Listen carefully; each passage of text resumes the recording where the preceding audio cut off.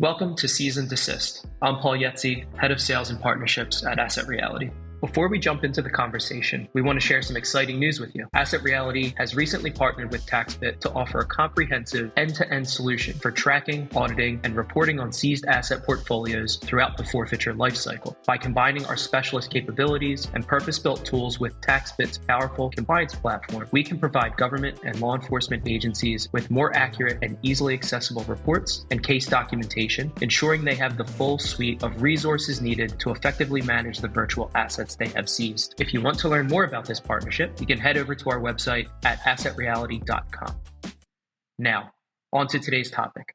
In this episode of Seize Desist, we explore the challenges of enforcing tax compliance in cryptocurrency transactions with Miles Fuller, the Director of Government Solutions at Taxbit. As the former Senior Counsel with the IRS Office of Chief Counsel and a former Special Assistant United States Attorney for the states of Colorado and New Mexico, Miles brings a wealth of knowledge on tax-related asset seizures. Aidan and Miles discuss his background in tax litigation with the IRS and provide insights into how Taxbit uses both on- and off-chain data to trace criminal assets. They also discuss the suitability of existing legislation for digital asset seizures, the IRS's use of John Doe Summons to gather information from exchanges, as well as the delicate balance between ensuring privacy in cryptocurrency transactions while preventing tax evasion. And finally, taking a look ahead at the future of tax-related asset seizures. We've got a great episode ahead. Let's get into it.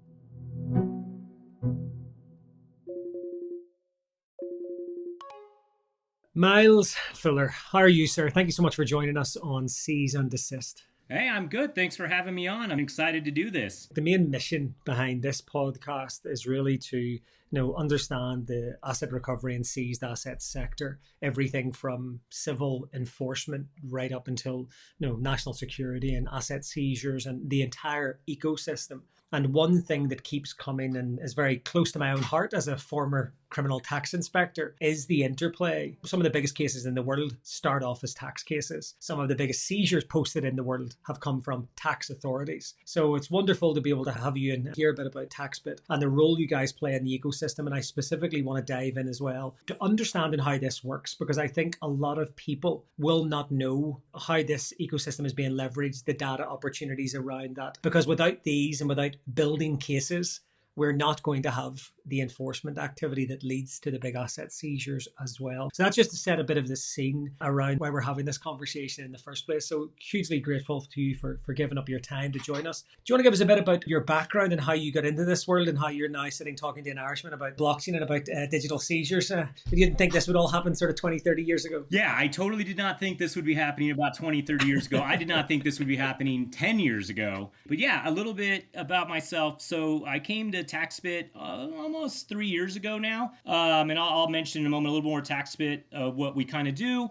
But then my background before coming to Taxbit is I spent almost 16 years as a lawyer for the United States Internal Revenue Service. I was on the civil side of the fence, and I did tax litigation. So that also meant advising examiners or auditors, investigators, whatever you might term them, wherever you are in the world, in the field on their investigations. And then I would later be the person that would go into court and litigate those. But then also post-litigation, as you mentioned, Aidan, like after the litigation was done and there was a tax assessment on the books, money had to be collected. And that would come in either funds and fiat currency out of bank accounts. That could be real property, personal property. And then in the world of crypto, that can include personal property stuff. So I did a lot in the area of abusive stuff, civil fraud, but also run-of-the-mill things. And then I was a person that handled on the collection side some trickier stuff. Here in the United States, there are some mechanisms even on the civil side to do what they call like jeopardy levies. That's their term of art on the civil side, to be a levy and basically a seizure. So we had some stuff I worked on that's pretty interesting. You'd have law enforcement personnel showing up at someone's property to secure it. You'd have to get a writ to go on the property, and you find things like bullion, guns, weapons, stuff of value they take in and process that. Pretty interesting area. And then I stumbled through that kind of work is where I stumbled into the crypto space, kind of through the anti-money laundering side, where the IRS has investigators that do anti-money laundering compliance reviews. Through that, there was a group manager there that reached out to me and said, hey, do you know anything about this Bitcoin thing? We got this guy. When was that? That was probably like late 2016, early 2017. Which in crypto dog years, that's like a lifetime ago. That's like Yeah, exactly. So they reached out and I was like, I actually don't really know but I was always happy to like do new things. So I said, let's figure it out together. And so we went through the process of having to figure this out. And then about another year later, the IRS more formally on the tax side, not the anti-money laundering side, wanted to stand up a civil compliance program. And I became like the lawyer that when they set up the program was like, hey, that lawyer knows something about this stuff. Go have him help. And that was the path I took. So I learned about it there. And then eventually, as you mentioned earlier, Aidan, like the data in this space and the way stuff works and the technology works, I learned more about that. The IRS ended up having to leverage a vendor to help with managing that data, being able to process tax calculations to come up with tax assessments. My role, like I sort of pivoted from just being the lawyer, like legal advisor, to also being sort of the data guy, helping them figure stuff out. And the IRS retained a vendor to do that, which is Taxbit. Liked what Taxbit was doing. I jumped ship to come over here and help grow the space from outside the government and help educate other government agencies about what's going on. And that's what I've been doing for the past few years. So I'll pivot briefly to like Taxbit really got started in the consumer or retail investor space, helping individuals file their taxes accurately, but slowly has moved out of that to more of high-level information return reporting. So you go to enterprise businesses that services customers and providing those customers with forms that'll help them properly report their taxes. Here in the United States, we have a very robust tax information reporting regime. In Europe, you have like DAC 8 coming into effect. You have OECD level, has CARF, that kind of stuff. So we're looking to enable that. But in line with that, that's actually of particular relevance today as well, is we do accounting, like financial accounting. So inventory reconciliation, pricing, valuation, tracking digital asset units, where they're going. We offer that service in the private sector. And then in the government sector, we help governments with investigative tools that'll help bring together all the data. Most people in the space in the government are familiar with tracing tools, which help identify sources of information, like who controls what address. But after that, the next step an investigator has to do is get all the transactions that are occurring there and bring them all together to be able to do a calculation or some sort of financial calculation or analysis. So that's the work we do. And then as you go downstream, we'd be able to enable like accounting for assets that are seized so you can track them for internal controls or oversight, like Inspector General reports and that kind of stuff. That's a long-winded answer to your short question.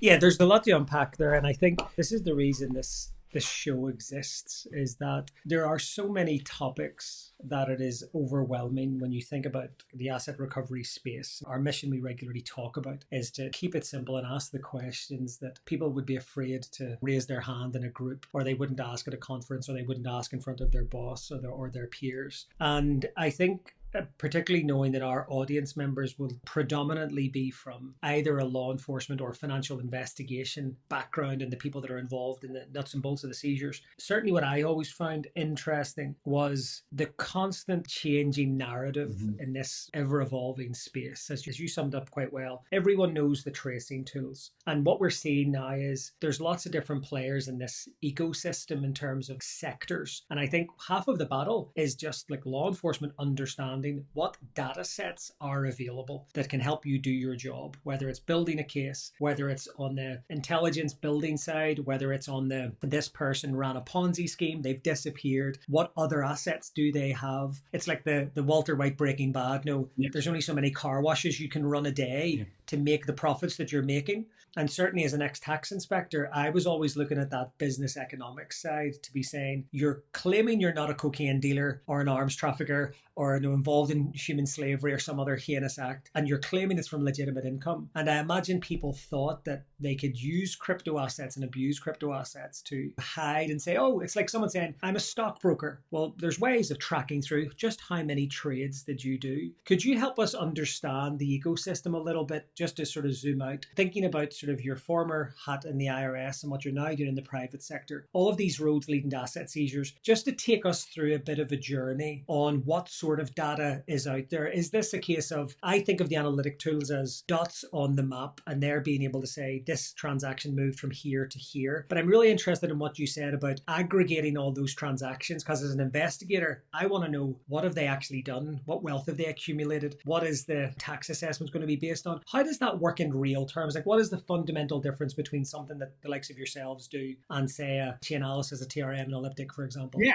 you've described it perfectly. And I think what we're seeing more and more, and something I always talk about, because we spend a lot of time with agencies that they just think like, oh, whatever it is on blockchain, I could go see that. It's all public, which that's not really a true statement. Not all blockchains are totally public, but they also miss the point. Big picture point is really that the on-chain activity is only a component part of all of the activity that an individual might be doing. If an individual is engaging in activity in a centralized exchange, then that activity is going to kind of be off-chain activity. It's going to be in a private ledger somewhere. So you're going to have to go to your exchanges out there. That could be like your Binances or your Krakens or whatever. You have to go to that exchange and get that in the same way. And it's funny because that part of the conversation then starts to really resonate with investigators, because that's the way they're used to thinking. Like they go to banks and issue subpoenas and summonses to get the banking records. It's like, oh, it's the same process. You just go get this stuff. But to your bigger question of the way to think about the ecosystem is a little bit, when you get into tracing tools are very robust and they're really good at going in and saying, hey, we have a starting point address A. With address A, I can see that things move to address B, to address C, and then I can start to get a sense using various heuristics around whether our individual who's the subject of our investigation, do they actually control address A, address B, and address C, or do they just control address A? So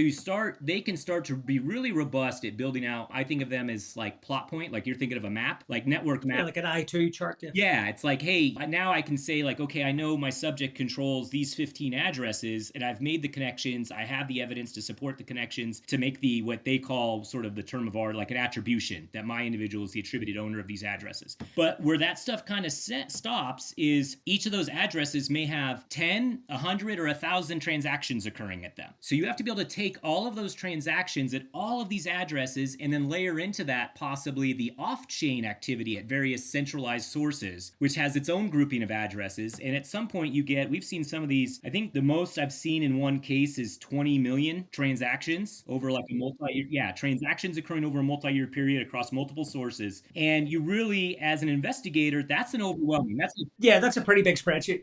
that blows out Excel. So all of a sudden you're stuck. The sort of the US with this, the deer in the headlights. I don't know if that's a phrase across, like, you're just like, where do I go now? I can't do this. That's true. Yeah, it is true. Complexity becomes like exponentially more difficult. It's kind of like saying, when people say Aidan has a business. Yeah, but if that business is an international real estate agency, there's a lot of stuff underneath. Or Aidan has a business, but he's a stockbroker. Yeah. Like that's not the whole picture of a moment in time. And so we've started working on, so our goal, what we do at Taxbit, where we can really help leverage here, is our software tool allows you to take those 20 million transactions from all these sources and put them together. And even before, as an investigator, you start thinking about the actual tax charge, like what's the tax calculation? Like here in the US, we call it like the tax loss that gets calculated. First step is you just got to get all the data together. You got to start looking at where things are moving from source A to source B. Those are not usually non-taxable. I'm just moving around. And then that's all on the blockchain. But then you start thinking about, this goes back to where you started, Aidan. Like you go like, well, if I'm a stockbroker or something, or maybe I'm just running some car washes, all of that's connected to real fiat money. So then you start saying, I need to be able to layer in these bank accounts. So in our tool, you can go and get the bank account data, layer it in, and then you start seeing the movements of fiat out of a bank account to some exchange where it on-ramps, then converts to some crypto, then off the ecosystem. The goal is to get that whole financial ecosystem picture for a person. So as an investigator, you can start really making use of what's going on with the data and get a holistic picture in one place, and then be able to apply some filters so you can pull out the pieces you want to look at and start to work with them. Because any good investigator, I shouldn't say good, most investigators are trained, they're going to work kind of in Excel spreadsheets, right? You're going to pull out and do some analysis there. It's follow the money. And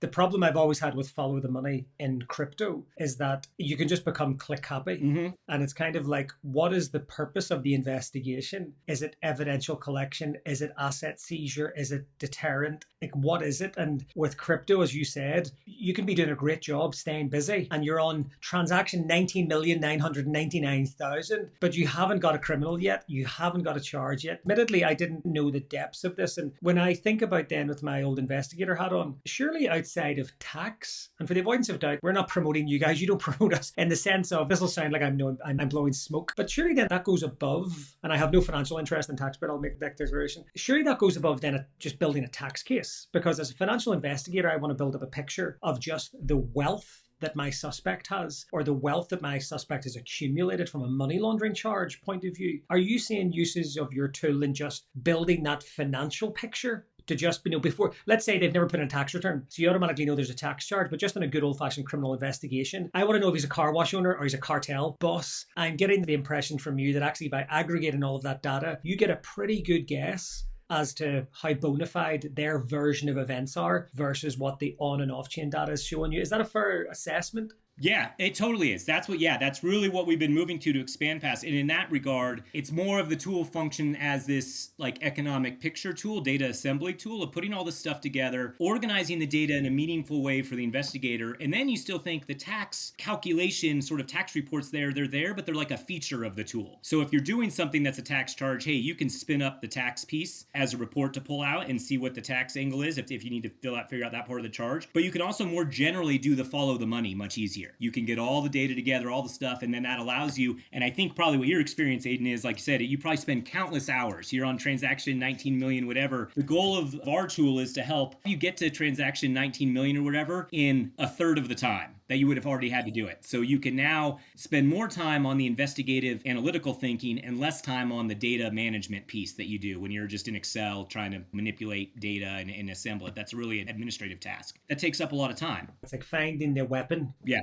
And it's like, okay, we know it's them. We found the address. We pinned the tail on the donkey. We know it's the person. Now we kind of need to know, what have they been up to? Because every financial investigator knows that the defense is going to be, it either wasn't me, it was somebody else using my stuff, or these are all perfectly legitimate transactions. Mm-hmm. And I guess that's where, and I'm keen to hear your experiences. What is the difference in scale? When I think about, if I'm trying to hide what I've been doing, and I was an art dealer previously, there's only so many times I can sell a painting, but exponentially I can sell a digital asset. And as a fraudster, I would think that I can abuse real estate and art and bullion and luxury watches to an extent. But tell me a bit about what you've seen and what you think some of the challenges are around that when it goes bad, how people can abuse the blockchain. Now, I've saw like examples of wash trading, those statistics where people are just showing incredible amounts of abuses. It's not that the blockchain is bad, it's not that digital assets are bad, but it's a case of if governments and law enforcement don't have the right tools, if you let this thing run riot, I'm imagining that criminals can come up with pretty novel ways to launder at scale and abuse something like digital asset transactions. It's exactly what you're saying. We've seen, and I think something that law enforcement or government agency personnel don't appreciate is, I'm going to call it, like, this is the economist to me kind of coming out, like the low transaction cost of being able to do more things. So in historical financial fraud cases, you still had to go down and create another bank account. You had to go set up another business front. These things all had costs. It took time to do this, and there was some cost to that in terms of like transaction costs. In the crypto space, what it's really reduced is transaction cost. It's no difficulty for me to go and spin up another address. And this is where you're going. So now I can keep going and just spinning up more and more wallet addresses to increase that complexity by just moving things. And I did have recently a conversation with a criminal investigator. We were talking about our tool, and he was talking about what he has observed. And he's like, there's some blockchains where, because the fees are so low and it's so easy to spin up addresses, you just think that the mindset of the criminal is very much like, how many addresses do I need to pass this transaction through before I have made it so difficult for the law enforcement person to stop looking? Is that 10? Is that 15? Like, how many movements do I need to do? And then how can you squish those down? And that's where I think in the approach from our tool of side, it's trying to say, what can we do to alleviate that? It doesn't matter if it's 5, 10, 15, or 100. If you could just suck in all the data from those addresses, and the system can basically say, hey, these are all like kind of wash movements, like non-taxable, just where's the actual starting point and where's the actual ending point you're interested in as an investigator, and surface those to the investigator, then the investigator can focus on that. It's helping you pull out the needles from the haystack and say, hey, go look at these. And everything else is just, it all matches out and you don't need to worry about it. And that's kind of the angle we're after. And I think that's a good analogy and a good example of that is what we've seen with internet. We saw fraudsters go from having to knock on a lot of doorsteps and make a lot of cold calls to now you've got entire factories with AI bots and Twitter bots that if you write, I lost my crypto, they jump on it. It's like fraudsters using multiple email addresses in the past where it was the same guy walking around, like we think of the 60s, 70s fraudsters. And that's where I was so sort of keen to talk to you, because I think that people haven't really grasped. They think that analytic tools to an extent can be this panacea. And as long as you have an analytic tool, you're good. And again, that's not to be negative about the phenomenal things that analytic tools do. Just like any response to any crime, you need a suite of different things. And what sort of triggered the idea for this podcast, I'd heard people talk about, oh no, we don't need those tools because we already have this one over here. And I was like, you wouldn't have one thing in your armory. Obviously, if the shoe fits, but getting specific with some of the tax authorities, what are you seeing currently globally in terms of the overall maturity of understanding of like where countries are? Like we've seen lots of public headlines about John Doe Summons being used by organizations like IRSCI.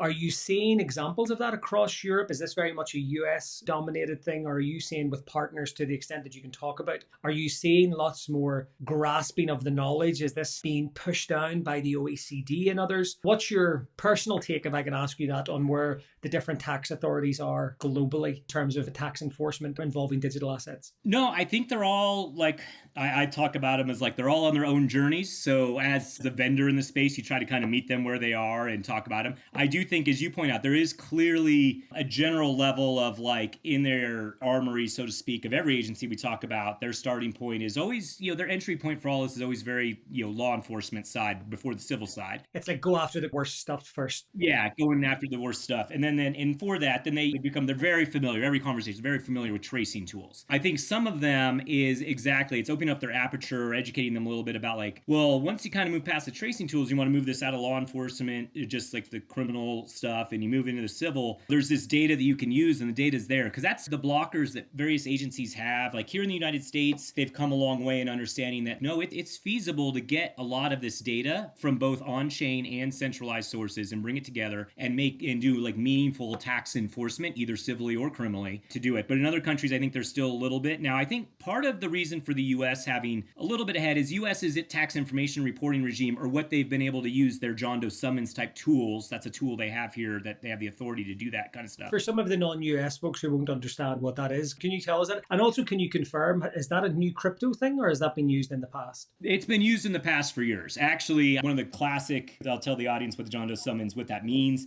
One of the classic stories was probably like 2008. Here, the US IRS probably almost created an international incident with Switzerland where it issued a John Doe summons on, it was UBS Bank at the time, at least the correspondent account here, and obviously Swiss banking laws. So that was in a traditional banking sense, a lot of privacy laws. And that was a big shift in international banking, or what we call offshore banking. So they've used that tool, what we anecdotally refer to as John Doe Summons here in the United States. What it is, it's a tool, it's a statutory tool that's given to the IRS where if they see a particular third-party record keeper, so that's often could be like a bank, but it could be any place that economic activity is happening, and they identify that record keeper to say, hey, people that are transacting with whoever that third party is don't seem to be paying their taxes. So they got to go build kind of a case around it to show that there are customers of this place that are not paying their taxes. And the IRS, the idea where the John Doe comes from is the IRS doesn't know who those individuals are. So they will go to a court and they have to get pre-approval from a court before being able to do this. They have to go build a case, go in front of a judge here in the US and say, hey, we've identified that there's some tax non-compliance occurring at this particular third-party record keepers, whatever the business might be. And if they present that to a judge, and then what they'll do is they say, for the group of customers, that's the John Doe, they call it the John Doe class, like a category of customers. They don't have to name the specific person. It's like a group claim. Yeah, because they don't know who they are. The whole idea is like, we don't know who these people are, but we know there's a class of customers here. That's where the John Doe part comes from. And the court will review that. And if they review it, then the court gives approval for the IRS to go issue a summons. Here, civilly and administratively, we call it a summons. It would be otherwise, could be like a subpoena, would be the similar term of art. They'll issue it to that third-party record keeper and say, hey, we want the records of all your customers who meet this class qualification, all of their records of the activity they're doing. And then the IRS will get those and try to tie them back to actual taxpayer records and figure out what's going on. So the IRS had used that for years. They used it in the early 2000s for like offshore credit card schemes. They used it for international offshore banking all around the world, kind of like the UBS thing I mentioned. And then more recently, they've used it in the crypto space to go to centralized crypto exchanges and say, hey, we know there's people that aren't paying taxes here. We have a few examples. We can show the evidence that it's happening, and they'll get it. So think of that as a huge multi-user, multi-customer data set of multi-year activity on an exchange. And usually there's a point in time, a start and stop point in time, and it's a single, they say, here's the data, and the IRS says,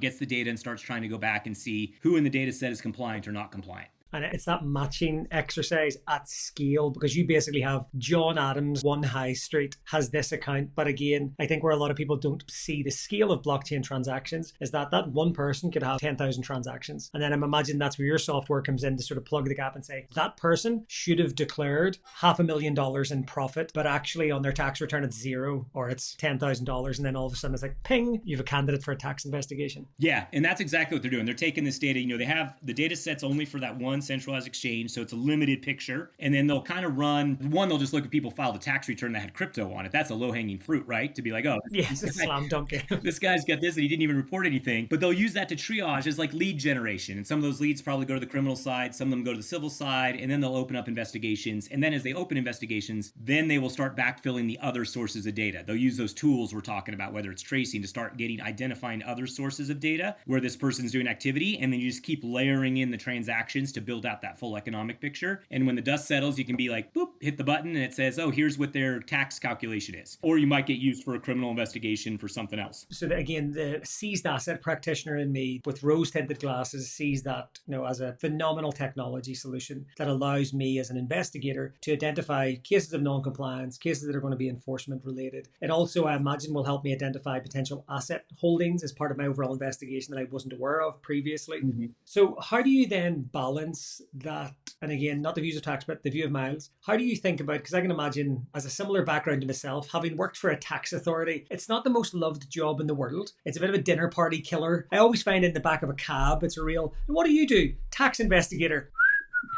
The conversation just shuts down. Yeah. And I remember one of the earliest articles I read from one of the usual crypto bros, who I'll not name, was moaning about companies like Chainalysis are just monitoring the blockchain for the man. They were sort of complaining. Like, how do you must get it at conferences, you must get it at sort of dinner parties and social situations, the balancing the need for privacy and also probably the misunderstanding that a lot of people have. Just because something's on a blockchain, it's pseudo-anonymous, but it doesn't mean you don't pay tax if you're a US citizen. Or is it something you get a lot, balancing privacy and digital transactions? And what's your stock answer for that?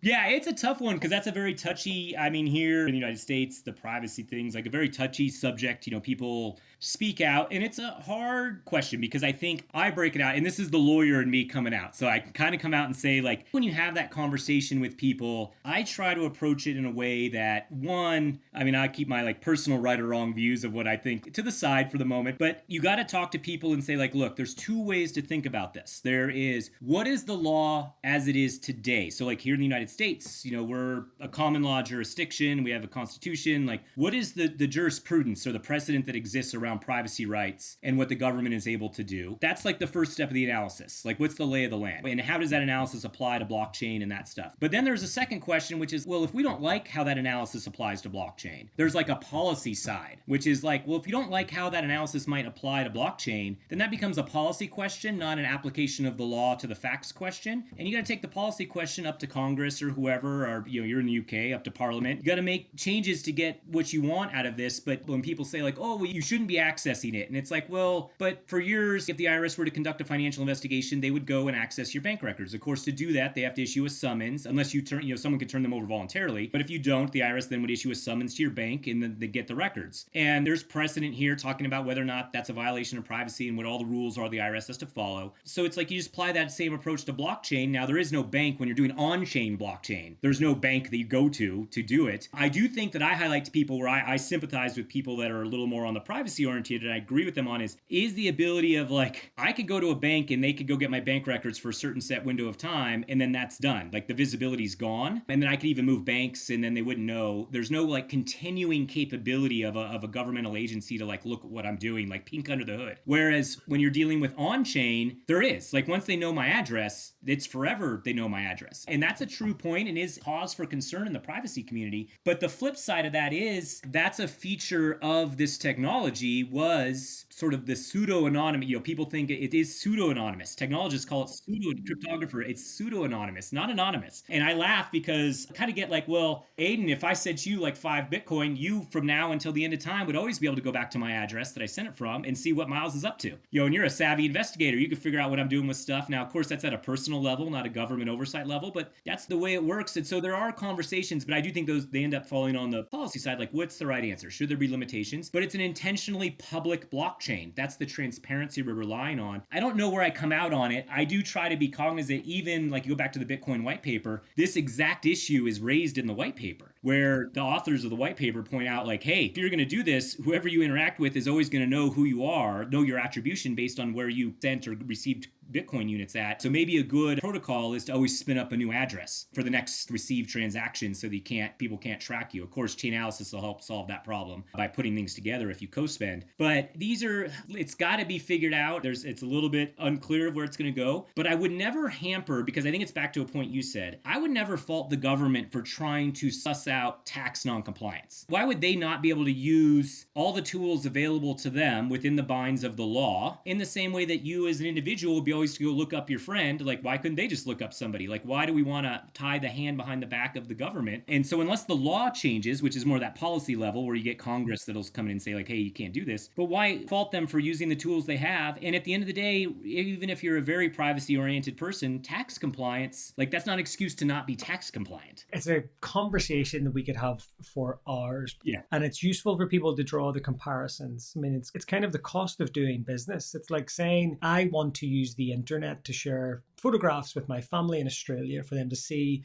how me and the family's progressing. But I don't want to use a third party. Well, then don't. Print off some photographs and post them in the postal service in a sealed envelope. And there's always another way. And I think that sometimes there's a double standard that people want all of the advantage of the technology. Because truthfully, you could go onto the land registry. And it goes back to, are we thinking of crypto as a financial bank transaction, or are we comparing it to property and in rem? Because if it's property, well, the person that buys my house, I can look up on the land, and most governments around the world have a public registry of owned property. Now, you might have something like a limited company or an LLC that buys the property to kind of obfuscate the ownership from a privacy point of view. A lot of celebrities buy their property in London through an offshore LLC for privacy rights. But any decent investigator will be able to at least start to join a couple of dots. And I think with crypto, it'll be the same double-edged sword. Yes, you can look at all of the previous transactions, but also if you're savvy enough, you can probably find a way of on board at a KYC and regulated exchange, off board again, and create a sort of, you can break the chain. In the same way, you could keep the same cell and mobile number for 20 years and have it on every social media account, and everyone's going to find out who you are. Or you could habitually change your phone and use VoIP. So again, I often love the fact that a lot of these debates take place on social media platforms as well. People bitch about privacy on Twitter. Yeah.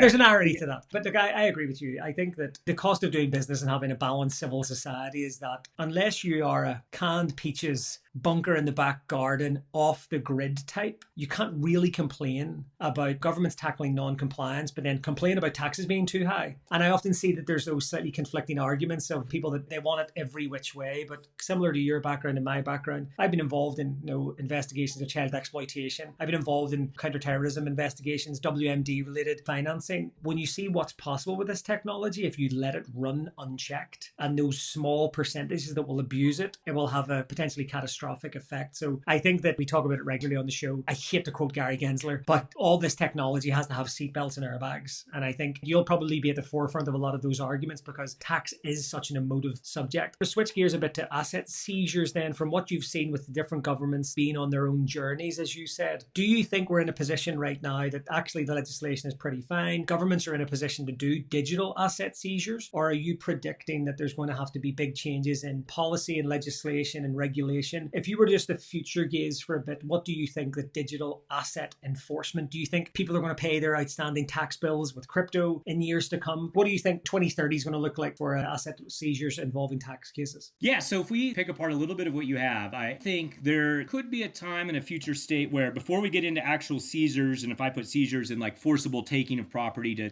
fulfill a debt to the government, and even just voluntary compliance payments, so like paying your tax bill with Bitcoin or something, there could be a time. I live in Colorado in the United States. In Colorado, the state government here, the Revenue Authority, actually accepts payments in Bitcoin for people. It's funny, I have conversations with some of the government officials here. They're like, not a lot of people do it. But the unfortunate thing is somewhere in being able to enable that capability, they lost what is really the most attractive point of Bitcoin, which is the third party and the very small amount of fees. Yeah. They charge so many fees because in order to actually pay, the government charges a fee. Here in the United States, you guys probably it's like going to Ticketmaster or something. It's like the fees on everything is absurd. seen. So I think a lot of people don't do it because they're like, well, I could just liquidate on some exchange and then just get the money in my bank account and send it over. But there is a time as the fees, as that becomes more accepted, I think the fees will drop and you maybe would start to see the ability. At the federal government level, they have a harder time because they can't, it's a federal tax payment. They have to take it in the federal fiat, legal tender. So they end up having to have a middleman that would liquidate and pay the government stuff. And a lot of states have the same problem.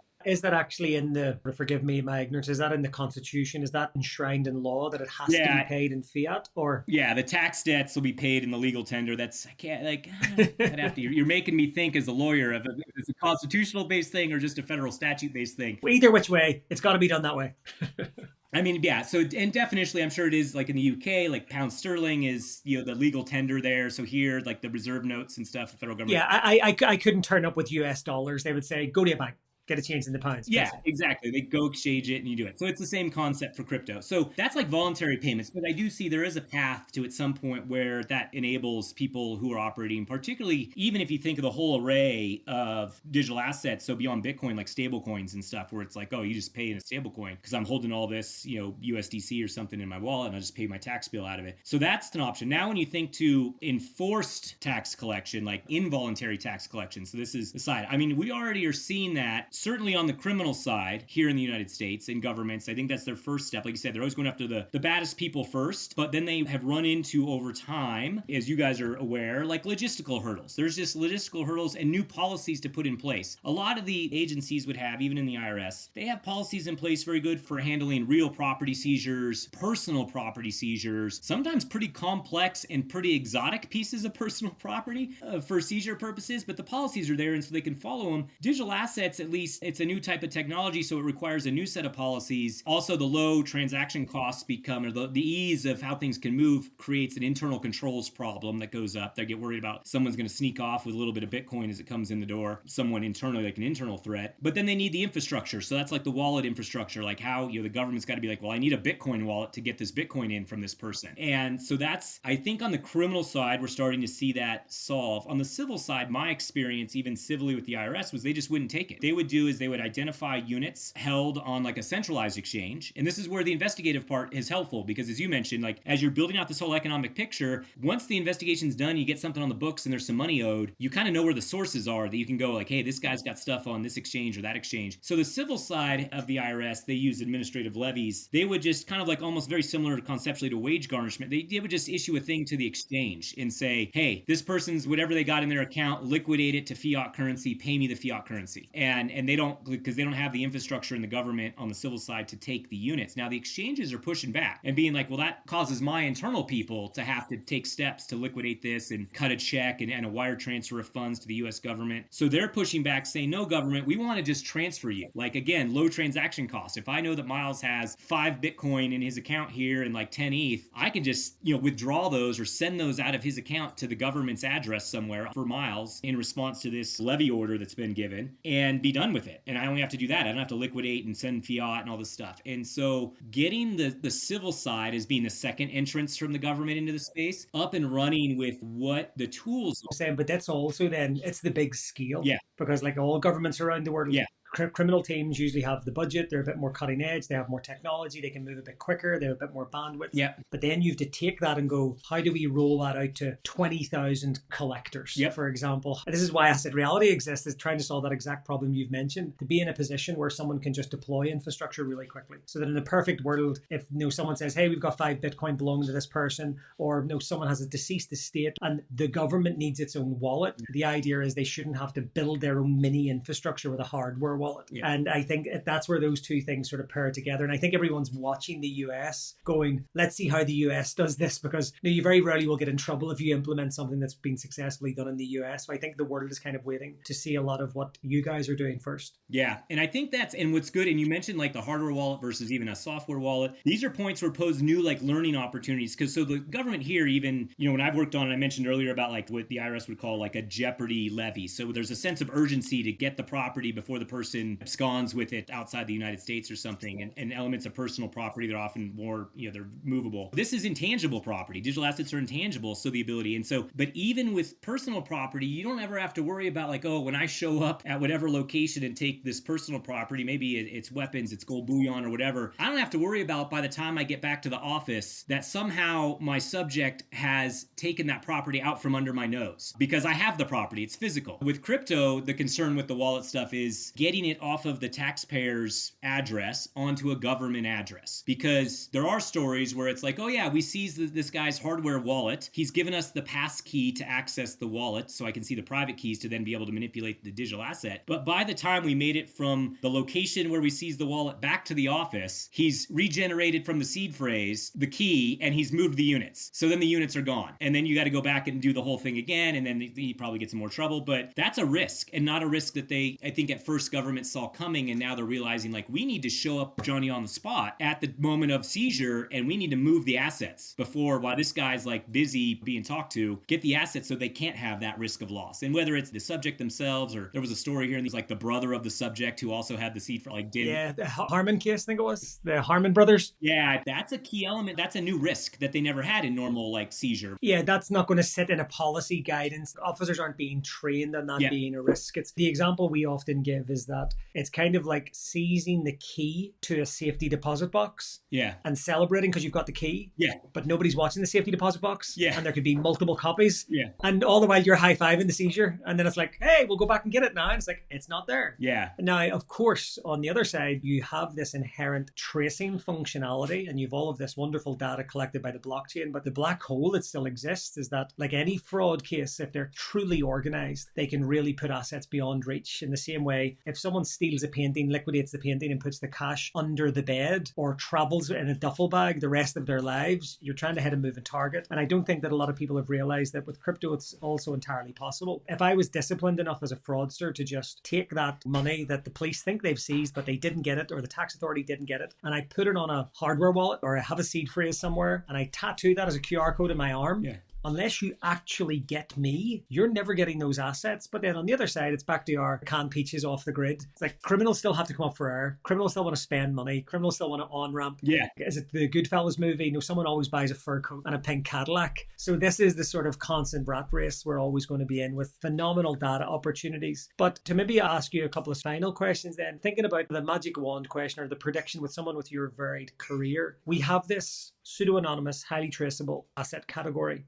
But we also know that we have historically under-resourced law enforcement and tax authorities when we have billions of pounds in the UK alone not collected through non-compliance of tax. What's your outlook on tax compliance rates involving digital assets? Do you think the pure availability of data means that we're actually going to see higher compliance rates eventually? Or is it going to be the cat and mouse is going to be even more complicated than the current offshore structures and all of the traditional mechanisms you have to evade tax? Do you think this is a game changer, or it's actually going to get more difficult? I think, well, my answer is the good lawyer answer is it depends. It's going to depend on what the folks at the top of those agencies want to do. I think it could be a game changer because you have the stuff there to be able to make an impact. And one point that really comes out, and it's something as I talk to agencies, I try to talk to is, you got to get over, they still look as like sort of digital assets as this new little side thing. And it's trying to get them to the point of understanding that like, every crime that you ever saw committed in some other type of property, whether it's fiat currencies or through art or bullion, other things that can move around easily, that move value, that can occur in crypto. So it's not crypto inherently, it's just the same type of stuff. And you got to focus your top-down training by design, if you really want to make biggest bang for your buck, is to start to integrate understanding of how digital asset activity, crypto activity works as part of your overall training, of how you think about things, and build it out that way. And if you do approach it that way, it will be a game changer, that you will be able to actually get the most out of tracing tools, data assembly, like tax calculation tools, like what we do, wallet infrastructure tools. When you get to collecting, you could have a whole, as you said, like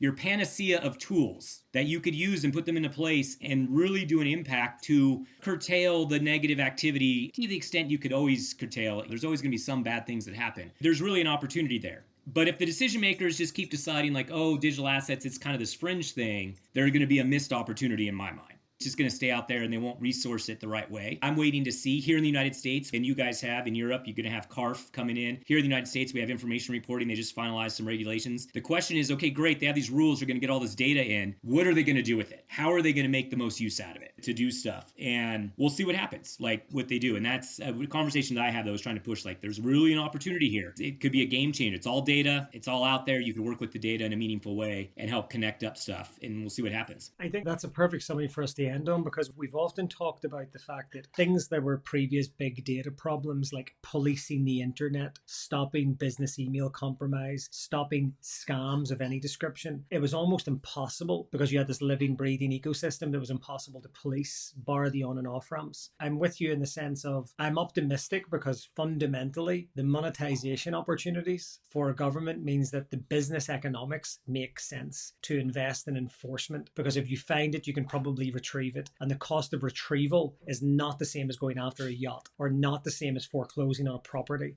And net, you could get $100,000 in non-compliant tax-related revenue than trying to foreclose on a property. Then you damage the value of the property in the rest of the neighborhood. And there's so much collateral impact in traditional asset-related enforcement that I don't think exists, and is probably for an entirely separate podcast episode. This has been fascinating, Miles. We actually run way over the time we had allotted for this, as I expected we would, in a good way, because we do these things relatively unscripted. We have a bit of a loose outline of what we want to cover, but I definitely think that helping others map out the ecosystem and understand that in this evolving space, there's going to be constantly new tools, constantly new data sets. That explains why that a lot still needs done at the policy and lawmaking level, because everything already runs behind. There's going to be big challenges ahead. But of course, you're the country right now that your presidential candidates are all leaning into crypto in a big way. So I've never seen this fascinating play out. So let's revisit this episode in December. Let's see if the outlook's changed. Yeah, I say it depends on which week. And maybe next week they'll all hate crypto again. And then the following week they'll be into crypto. It's which way are they going? And they're racing each other to outdo each other, the crypto stuff. You're totally right. And I think there's